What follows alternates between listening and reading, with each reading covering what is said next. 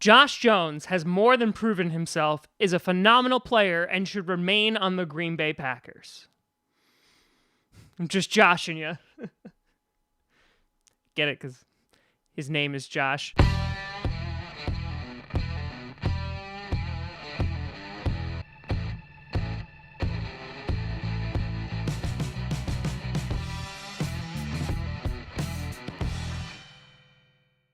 Grossi Posse Packer Nation. Welcome to another episode of Podcast, the podcast where you don't have to be a Packers fan, but it sure does help. I'm your host, Tom Grossi, and today we're tackling one of the most requested stories over these past few weeks, and that is the ongoing saga that is Josh Jones. Before we get to that, I would like to do a big shout out and thank you to my patrons over at patreon.com/TomGrossi and what the hell? One big shout out once more to Seth's Custom Creation. He's a 14-year-old kid, made this by hand. By far, one of the greatest things I have ever received.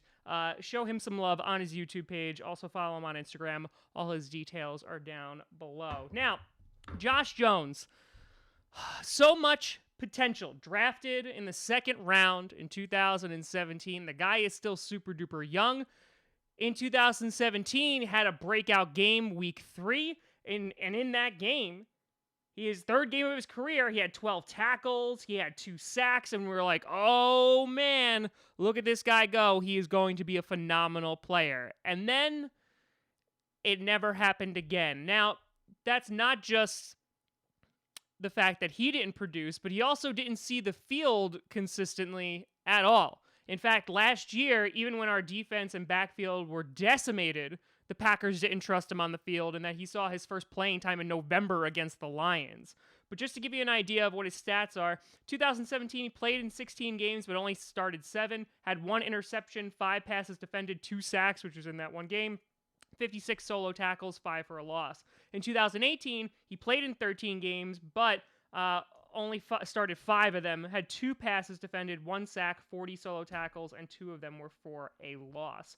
Now, besides his up-and-coming development, and that he looked like he was going to be a good player, I think it just comes down to something that fans aren't privy to, and that this personnel, this coaching staff knows Josh Jones.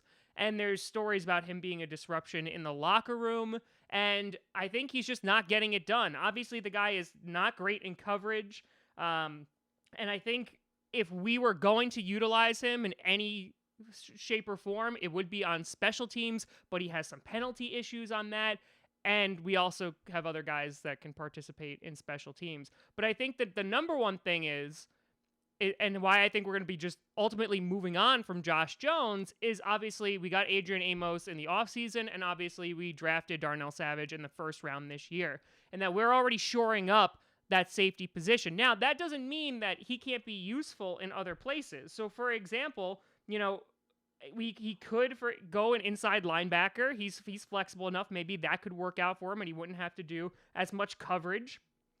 Again, special teams also could be there as well. And he also could be just there for depth. He could just be a backup, or he could see the field as a third safety. But last year, he was speaking out early on in the season about not getting playing time. He's ranting on social media. And I can understand that he's frustrated. As a player, you're drafted in the second round. You are frustrated that you're not seeing enough playing time. But at the end of the day, it ain't just about you. It's about the team. And Tramon Williams said something similar in an interview, saying that he understands where he's coming from, but the team comes first. When you walk in this building, it's all about the team. It's not about you. And right now, he's skipping OTAs. He's in Florida working out right now, which is not a good look for him. And of course, at the end of May, he also requested a trade.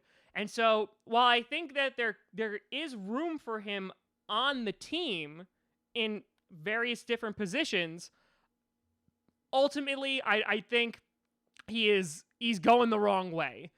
And that doesn't mean that he can't be a good player somewhere else. I think the fact that he's skipping OTAs, the fact that he's speaking out against the team, that's not going to make any friends within an organization, especially with a new head coach. Even Aaron Rodgers spoke on this and said, he's a great guy, but he's not here right now. We're going to focus on the guys that are here, and he is not there. If you want to earn a spot, you don't do that by bashing the team on social media or going on different shows and complaining about the lack of playtime. You have to earn that playtime. I mean, nothing is given to you in the NFL. You have to earn every single bit of it. You have to earn that starting spot. You have to earn those starts. And right now, Josh Jones hasn't done that. And instead of trying to get better and trying to gel with the team and make himself better in OTAs, he's over in Florida. And so I at this point, I say you just trade him. In that, I think the potential that he has, I think he's already made his decision that he doesn't want to be on the Green Bay Packers. And personally, I don't want people who don't want to be on the Green Bay Packers. That's, again, I'm not a coach, but that's how I personally feel about that. And I think when it comes to what value could you possibly, because he still has 2 years on the contract. So, I mean, we could keep him and just make him a depth player and he'll see the field, maybe 6 times, in a season throughout different games, maybe. But I think at this point, you trade him. What you could get for him, because he really hasn't shown a whole lot, maybe a 6th round, maybe.